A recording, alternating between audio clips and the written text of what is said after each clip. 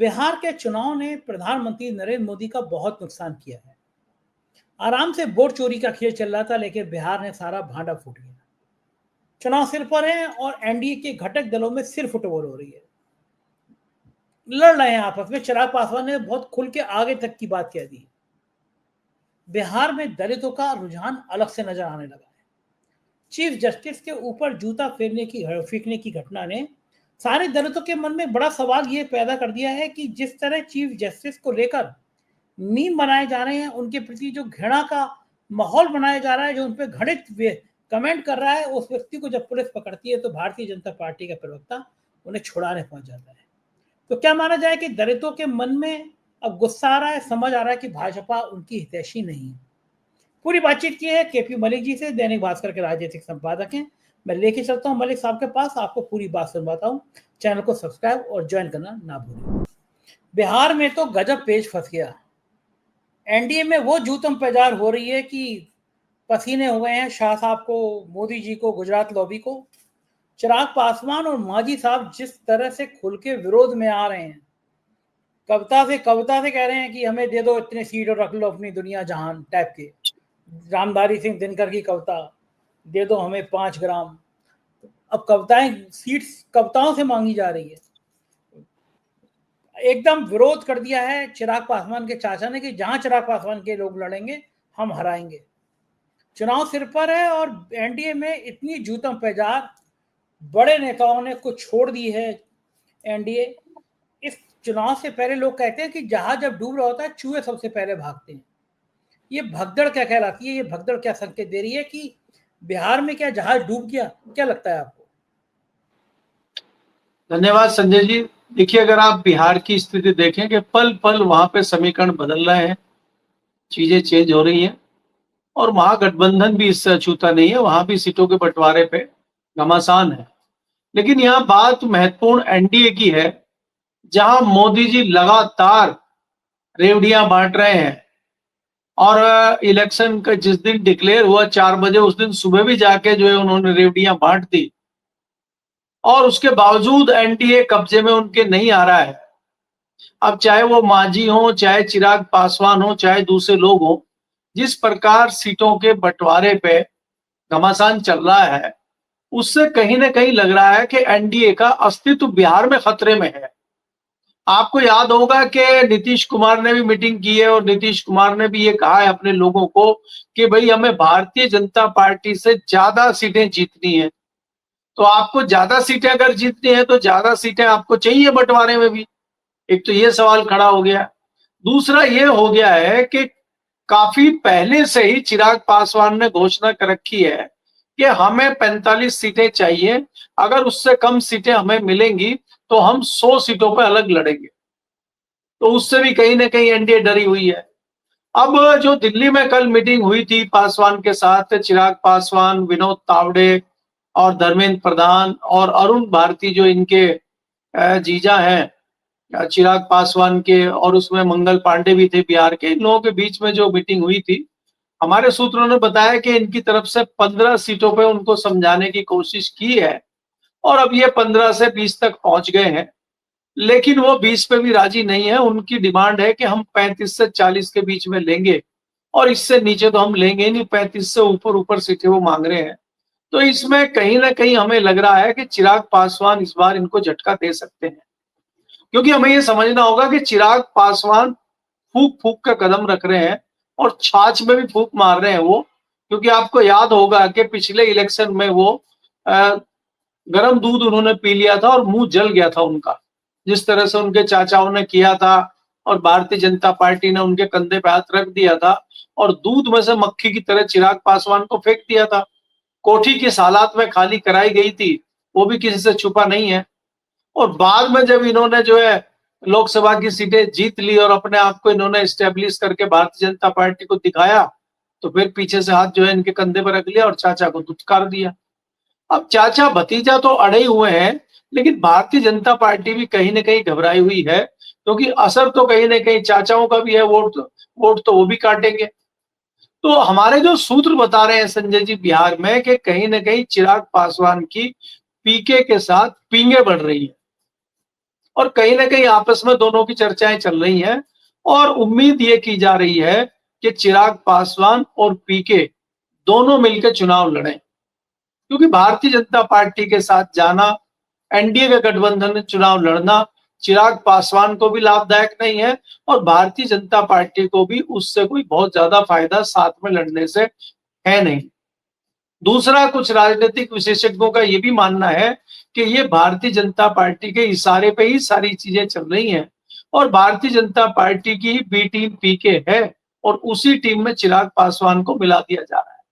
चिराग पासवान की इतनी हैसियत नहीं है कि वो भारतीय जनता पार्टी का विरोध करते हुए उसको ब्लैकमेल करें या उस पर दबाव बना सके, क्योंकि अगर वो दबाव बनाते हैं तो भारतीय जनता पार्टी के पास तो हथियारों का जखीरा आप जानते हैं, शाम दाम दंड भेद और तोता मैना भी है उनके पास। तो ऐसे में चिराग पासवान की इतनी हिम्मत हो जाए कि वो भारतीय जनता पार्टी से अलहदा चला जाए, तो मुझे तो उम्मीद कम है। तो इसलिए एक भूमिका बनाई जा रही है ताकि ये इस तरह की भूमिका बना के पीके के साथ जाए और पीके चुनाव मैदान में जाके जो एक माहौल बनाए और नीतीश कुमार का अस्तित्व समाप्त हो और भारतीय जनता पार्टी इनके साथ मिलकर सरकार बनाने की अपनी रणनीति करे। इस तरह की सूचनाएं मुझे बिहार से हैं। जी, लेकिन केपी मलिक साहब, मुझे लगता है कि दांव उल्टा तो नहीं पड़ रहा, क्योंकि शुरुआत में जब पीके आए, प्रशांत किशोर आए, तो लोगों ने कहा कि भैया ये तो वही है जो लोकसभा चुनाव में अब की बार 400 पार का नारा लगवा रहे थे, ये अचानक आके अब मोदी जी की बुराई कर रहे हैं। लेकिन जब परिस्थितियां दिखी, जिस तरह पीके ने बीजेपी के डिप्टी सीएम और बाकी बीजेपी के प्रदेश अध्यक्ष और तमाम नेताओं की पोल खोलना शुरू करी, उससे सीन बदला। तो ये क्या प्रशांत किशोर कहीं भस्मासुर तो नहीं बन जाएंगे, क्योंकि ऊंची जातियों के जो वोट हैं जो आमतौर पे बीजेपी को मिलते रहे हैं, अगर वो वोट कन्वर्ट होते हैं प्रशांत किशोर की तरफ, तो नुकसान तो बीजेपी का ही होना है अंततः। आपको नहीं लगता ये? देखिए संजय जी, ये तो चर्चा हमारी कल भी हुई थी और मैंने ही कहा था आपको कि पीके जो है भारतीय जनता पार्टी के लिए भस्मासुर साबित हो रहे हैं कहीं ना कहीं। लेकिन एक जो सवाल आ रहा है सबसे बड़ा, जिस प्रकार से पीके कह रहे हैं, जब लोग सवाल पूछते हैं, पत्रकार सवाल पूछते हैं कि आप जो जितना पैसा खर्च कर रहे हैं, इतना पैसा कहाँ से आ रहा है, तो उन्होंने एक घटना बताई कि मुझे 11 करोड़ रुपया एक मुश्त मिला है। एक कंपनी ने हमसे सलाह मशवरा देने के लिए कहा और कंपनी अभी बिहार भी नहीं पहुंची है और उन्होंने सलाह मशवरा दे दिया और 11 करोड़ रुपया इनके अकाउंट में ट्रांसफर हो गया। तो यहाँ 11 करोड़ रुपया ट्रांसफर हो गया और भारतीय जनता पार्टी के जो टूल है, ईडी, सीबीआई, इनकम टैक्स, वो सोए हुए हैं। अगर यही चीज किसी आरजेडी, कांग्रेस या किसी दूसरे नेता के साथ हो जाती तो अभी तक तो वहां क्रांति चल रही होती। तो ये पीके के साथ क्यों नहीं हो रहा है, पीके को भारतीय जनता पार्टी के टूल क्यों तंग नहीं कर रहे हैं, ये संशय लोगों के दिमाग में है। और इस चीज को देखते हुए लोग ये सवाल करने लगे हैं कि कहीं ना कहीं भले ही कुछ भी बोले पीके, लेकिन भारतीय जनता पार्टी के साथ इनकी कहीं ना कहीं साठगांठ है। और हमें भी लगता है कि जिस तरह की चीजें चल रही हैं और ये एक डूरा कुश्ती सी लग रही है, तो उसमें हो सकता है कि पीके हो चाहे चिराग पासवान हो, वो भारतीय जनता पार्टी से अलग जाने की हैसियत या हिम्मत अभी दिखाएंगे। मुझे इस पर थोड़ा संशय है संजय। अच्छा, जो बिहार में पूरी सीन बदल रहे हैं, मुझे लगता है कि एक घटना और हो गई बहुत बड़ी, और जिसने दलितों के मन में बड़ा संशय पैदा कर दिया। वो था कि सीजीआई साहब के सामने जूता निकालना, उनके ऊपर फेंकना, और उसके बाद जिस तरह सीजीआई के मीम बने, देश के मुख्य न्यायाधीश के मीम बने कि वो दलित समाज से आते हैं, हांडी डाली गई और एक जूता मारते हुए दिखाया गया। दलितों में ये संदेश साफ चला गया कि अगर कोई पिछड़ा, कोई दलित इस ऊंचाई तक पहुंचता है, तो अभी भी मनुवाद की समस्या कहीं ना कहीं जड़ों में है। इस तरह मीम बनाना, इस तरह सीजीआई को अपमानजनक बातें कहना। अखिलेश यादव ने तो आज सीधा सीधा बयान भी दे दिया कि ये पीडीए के कोई भी इंसान अगर ऊपर पहुंचा है, पिछड़ा है, दलित है, मुसलमान है, तो उससे लोगों को मिर्ची लग रही है, सम्मान नहीं किया जा सकता। उसके बाद जिस तरह के विपक्ष ने एक माहौल बनाया, बिहार में भी दलितों में संदेश किया कि देखो, एक दलित मुख्य न्यायाधीश बन गया तो उसका इतना अपमान किया जा रहा है। उत्तर प्रदेश में 10 तारीख को आम आदमी पार्टी के सांसद संजय सिंह ने घोषणा कर दी है, 10 तारीख को हर जिला मुख्यालय पर प्रदर्शन करेगी सीजीआई के अपमान को लेकर। दलितों में एक पहले भी नाराजगी थी, ये डर था कि कहीं भारतीय जनता पार्टी आ गई तो वो संविधान बदलेगी। ये बात चल रही थी, शायद डिब्बा गुम होने का बहुत बड़ा कारण भी यही था। और ये घटना और उसके बाद सीजीआई की मजाक उड़ाना, जिस व्यक्ति ने सीजीआई को लेकर अपमानजनक हिंसा वाले वक्तव्य दिए थे भारती जी ने, उन भारती को जब जेल में बुलाया गया, थाने में बुलाया गया, तो उसे छुड़ाने के लिए बीजेपी के प्रवक्ता आए, बीजेपी के प्रवक्ता साथ साथ निकले उस भारती के।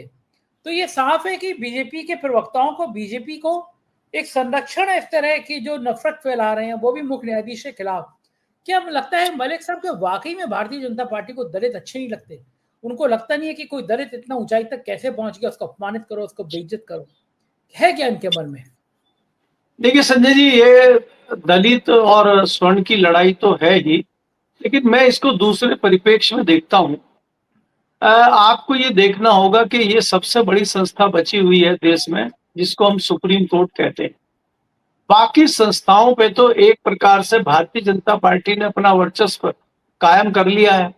चाहे वो चुनाव आयोग हो, चाहे वो दूसरी जितनी तमाम संस्थाएं हैं, उनको इन्होंने ताम झाम करके कंट्रोल कर लिया है। अब इनका लक्ष्य सुप्रीम कोर्ट को कंट्रोल करने में है। अगर आप देखें जिस प्रकार से अभी चीफ जस्टिस के साथ व्यवहार हो रहा है, इससे पहले चीफ जस्टिस के यहाँ जाके मोदी जी आरती कर रहे थे।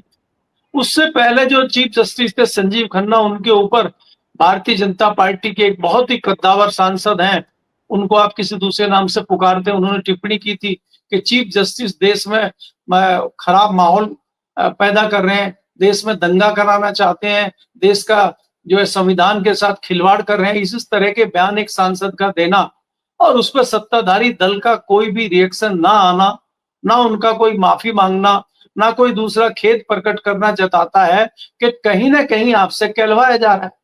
तो आप क्या कर रहे हैं कि जिस प्रकार से सुप्रीम कोर्ट निर्णय ले रही है और सुप्रीम कोर्ट सरकार के रास्ते में कई बार अड़ के खड़ी हो जाती है, उसको निपटाने के लिए एक हरकत की गई है और लोगों में एक बहस का विषय बना दिया गया है। दूसरी चीज यहाँ देखने वाली बात यह है कि अगर दलित चीफ जस्टिस के ऊपर इस तरह से जूता फेंका गया, इस तरह के मीम बन रहे हैं, इस तरह की टिप्पणी हो रही है, तो हमारे दलित भाई कहाँ सोए हुए हैं? मायावती जी कौन सी कुंभकर्णी नींद सो रही हैं? वो चंद्रशेखर आजाद कहाँ चले गए हैं? तमाम जो दूसरे सांसद और दूसरे विधायक हैं और तमाम जो सियासी दल हैं पिछड़े और दलितों के, वो कहाँ हैं? वो क्यों नहीं सड़कों पे आ रहे हैं? आम आदमी पार्टी हो चाहे संजय सिंह हो, वो आंदोलन कर रहे हैं और वो आवाज उठा रहे हैं। अभी जिस वकील ने इस तरह की ये जूता फेंकने का काम किया था, उसके घर के बाहर जो प्रदर्शन किया वो आम आदमी पार्टी ने किया। तो ये बहुजन समाज पार्टी या जितनी दलितों की पार्टी है, वो कहाँ कुंभकर्णी नींद सो रहे हैं? वो किस चीज का इंतजार कर रहे हैं? तो ये विचार जो है पिछड़ों और दलितों में भी चल रहा है।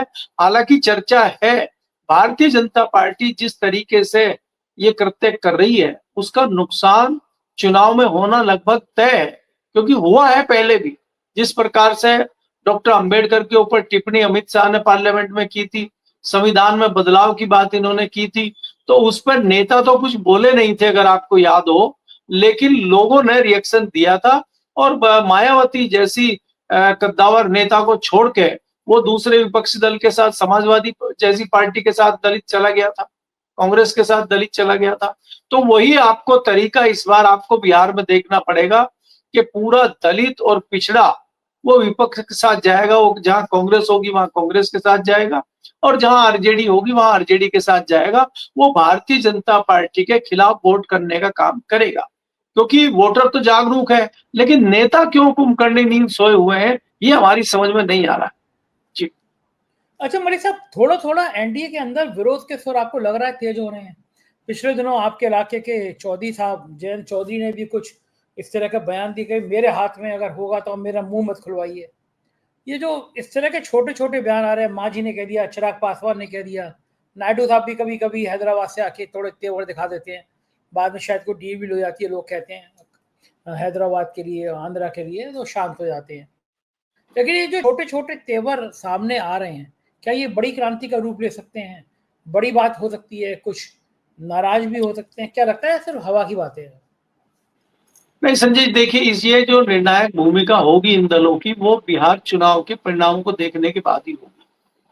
उसमें चाहे आप किसी मांझी की बात करें, चाहे किसी जयंत चौधरी की बात करें, चाहे राजभर की बात करें, चाहे निषाद की बात करें, ये लोग सब निर्णय बिहार के बाद लेंगे। और इनको भी पता है कि उत्तर प्रदेश में अगर इनको अपना अस्तित्व बचाए रखना है और इनको चुनाव में कुछ सीटें जीतनी है, तो भारतीय जनता पार्टी से अलहदा इनको चुनाव लड़ना पड़ेगा। क्योंकि भारतीय जनता पार्टी की जो 10 साल की एंटी इनकम्बेंसी है, वो कहीं ना कहीं इनको भी ले डूबेगी। आप देखेंगे चाहे संजय निषाद हो, चाहे राजभर हो, लगातार भारतीय जनता पार्टी की खिलाफत कर रहे हैं, लेकिन भारतीय जनता पार्टी की हिम्मत नहीं हो रही है उनको हटाने की, जबकि भारतीय जनता पार्टी की पूर्ण बहुमत की सरकार है। लेकिन भारतीय जनता पार्टी एक बार भी नहीं कह रही है कि भाई आप पार्टी के खिलाफ कृत्य कर रहे हैं, पार्टी के खिलाफ बयान दे रहे हैं, तो हम आपको एनडीए से बाहर करते हैं। ऐसा क्यों नहीं भारतीय जनता पार्टी बोल पा रही? जयंत चौधरी खीर खा रहे हैं दिल्ली में और मलाई खा रहे हैं यूपी में, तो जब तक खीर और मलाई का गठबंधन चल रहा है तो उनको क्या दिक्कत है? बीच बीच में तलखी भरे बयान देते रहो, और जब मौका आएगा 2027 में, तब देख लेंगे क्या करना है। 2027 में तो अभी समय है, लगभग 1.5 साल बाकी है, तो 1.5 साल तक मलाई खाई जाए, उसके बाद सोचा जाएगा क्या है। क्योंकि भारतीय जनता पार्टी के साथ जाके वो सरवाइव नहीं कर सकते। आपको ये देखना होगा कि अभी भी जितनी सीटें उनकी आई हैं, चाहे वो विधायक हो, चाहे वो दूसरे लोग हों, वो उनकी कहीं ना कहीं समाजवादी पार्टी के साथ जाके विधानसभा की सीटें आई हैं। और दूसरा, आज वो अगर राज्यसभा में बैठे हैं और राज्यसभा में जाके वो भारतीय जनता पार्टी के मंत्री बन के बैठे हैं, तो उसमें भी कहीं ना कहीं समाजवादी पार्टी का सहयोग है। तो उनको भी पता है कि भारतीय जनता पार्टी के बलबूते पे वो ना विधानसभा जीतने में कामयाब होंगे और ना लोकसभा जीतने में कामयाब होंगे, तो निर्णय तो उनको लेना ही पड़ेगा। तो ये गठबंधन तो एक औपचारिक गठबंधन है और एक तात्कालिक गठबंधन है, ये कोई परमानेंट गठबंधन नहीं है। जी देखो, ठीक कह रहे हैं, ये कोई परमानेंट गठबंधन नहीं है, और लेकिन इसकी अब ध्रुवीकरण की भूमिका दूसरी और तैयार हो रही है उत्तर प्रदेश में खास तौर से।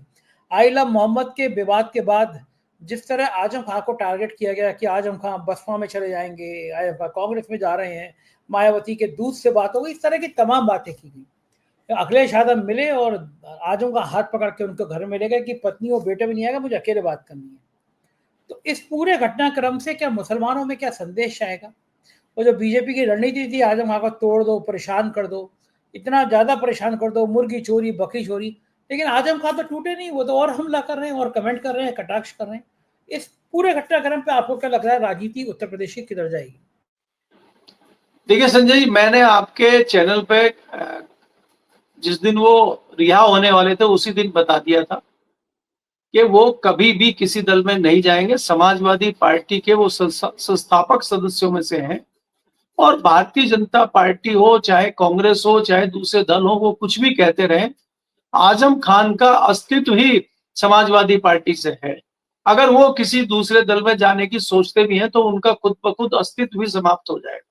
दूसरा, जो बीच बीच में समाचार में लोग चला रहे थे कि अखिलेश के साथ उनकी नाराजगी है, अखिलेश के साथ उनकी दूरियां बढ़ रही हैं, उनकी पत्नी नाराज है, उनके बेटे नाराज है, ऐसा कुछ नहीं था।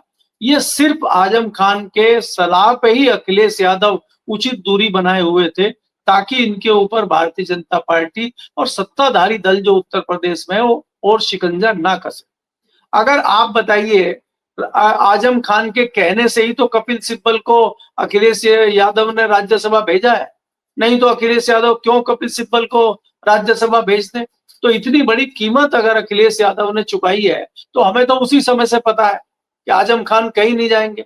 दूसरी चीजें हैं, बीच बीच में जो भी आवश्यकता पड़ी है, जहां जहां जरूरत पड़ी है, वहां अखिलेश यादव ने बिना हो हल्ला किए आजम खान की मदद की है। लेकिन ये आजम खान की मदद करके वो मीडिया में दिखाना या बाकी उसका ढोल ढिंढोरा पीटना, वो काम उन्होंने नहीं किया है। इसीलिए बीच में इस तरह की खबरें आई थी, और उन खबरों से कोई खास फर्क पड़ा नहीं है। जो जानकार लोग थे, हम लगातार कहते रहे कि कहीं नहीं जाएंगे, ये वहीं रहेंगे, और आप देखिएगा वही बात आज सच सिद्ध हुई है। तो इसलिए आजम खान का एक अपना रुतबा है उत्तर प्रदेश के मुसलमानों में, और जो मुसलमान दाएं बाएं छिटकने की बात कहीं कर भी रहे थे थोड़े बहुत, वो आने वाले चुनाव में आजम खान के नेतृत्व में समाजवादी पार्टी के साथ जाएंगे। और जिस प्रकार से आप देख रहे हैं आज, चाहे वो जूता फेंकने की घटना हो, चाहे वो दूसरी घटना हो, वो मायावती जैसी नेता को नुकसान करके समाजवादी पार्टी को मजबूत करने का काम उत्तर प्रदेश में कर रही है। तो इस लिहाज से मुझे लगता है कि भारतीय जनता पार्टी को बड़ा नुकसान आने वाले चुनाव में उत्तर प्रदेश में हो सकता है, जिस प्रकार से ये सारे कृत्य हो रहे हैं।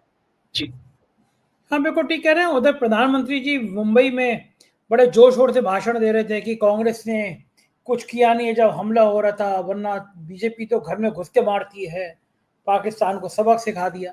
इतने कॉन्फिडेंस के संग प्रधानमंत्री कहते हैं, वो वसीम बरेलवी साहब का शेर है कि वो झूठ बोल रहा था बड़े सलीके से, मैं एतबार ना करता तो भला क्या करता।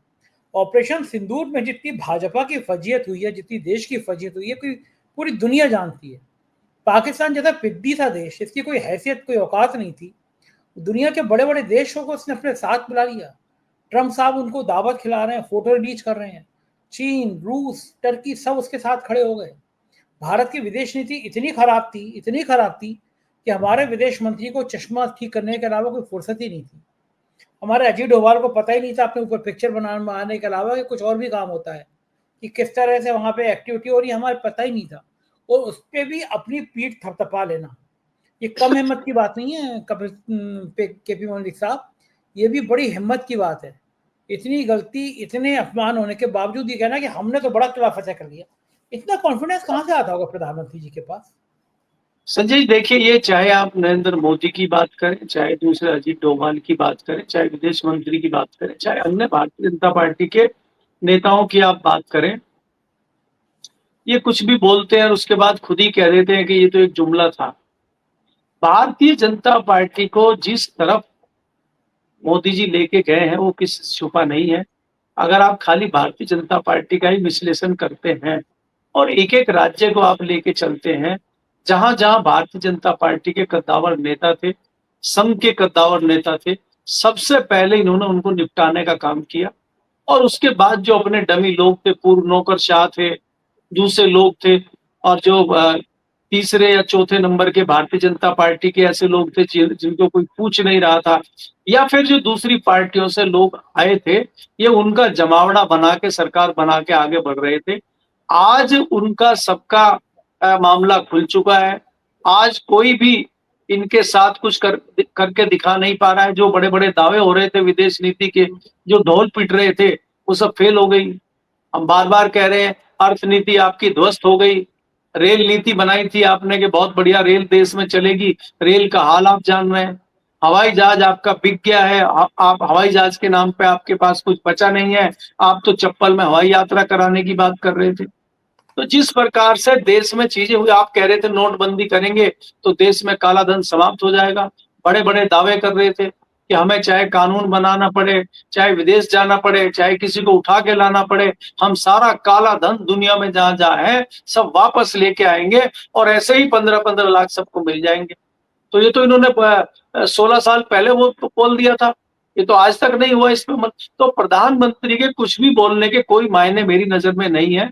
वो कुछ भी बोले, कुछ ना बोले, उससे कोई फर्क पड़ने वाला नहीं है। लेकिन जो बोलने वाले लोग हैं, जिनसे असर हो रहा है, वो मुरली मनोहर जोशी हैं, वो रूडी हैं, वो आरके सिंह हैं, वो धीरे धीरे जो लोग भारतीय जनता पार्टी के लोगों ने बोलना शुरू किया है, असली जड़ें हिलाने का काम वो है।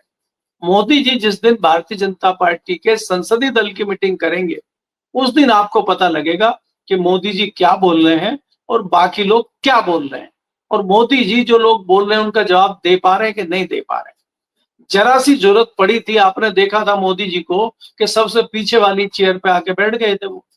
तो मोदी जी का हाल ये है अभी कि जब तक डुगडुगी बज रही है बजती रहे, और एकाएक डुगडुगी का वो जो से पर्दा फट जाता है, ऐसे धड़ाम से पर्दा इनका फटने वाला है। क्योंकि आपको ये भी चर्चाएं इस तरह की चल गई हैं, जैसा कि मैंने पहले भी कहा था, कि कहीं ना कहीं संघ और आरएसएस ने संजय जोशी को आगे बढ़ा दिया है। और वो हमने अमित शाह वाली घटना आपसे की थी कि अमित शाह की संजय जोशी की कहीं ना कहीं बातचीत चल रही है, क्योंकि मोदी जी ने घोषणा कर दी है। मोदी जी इस बार इसलिए मुंबई की बात कर रहे हैं, मोदी जी ये कह रहे हैं कि हम आरएसएस को शिवसेना भी बना सकते हैं और मोहन भागवत जी को हम उद्धव ठाकरे भी बना सकते हैं। तो इसके मायने क्या है, इस पे थोड़ा आप आकलन कीजिए, गुनाबात कीजिए कि भाई संघ को शिवसेना कैसे बनाया जा सकता है और मोहन भागवत जी को उद्धव ठाकरे कैसे बनाया जा सकता है। वो क्या कहना चाह रहे हैं, ये प्रधानमंत्री की जो गूढ़ भाषा है, इसको भी आप थोड़ा समझने की कोशिश कीजिए। तो इससे कहीं ना कहीं संघ और संघ की लॉबी और संघ की मानसिकता के विचारधारा के जो सांसद भारतीय जनता पार्टी में है, वो कहीं ना कहीं गुनाभाग कर रहे हैं। इसलिए मुझे लगता है कि ये थोड़ा जुमलेबाजी जो है वो बिहार इलेक्शन तक चलेगी और बिहार इलेक्शन के परिणाम तमाम चीजों को बदल कर रख देंगे। और हो सकता है कुछ बिहार चुनाव के पहले भी एक आध घटना ऐसी सुनाई पड़े आपको कि आप जो है आश्चर्यचकित हो जाएं। जी बिल्कुल ठीक कह रहे हैं कि कोई भरोसा नहीं है कि चुनाव से पहले क्या क्या तस्वीर सामने आ जाए। बहुत बहुत शुक्रिया मलिक साहब, आपने इतना समय दिया। Thank you sir.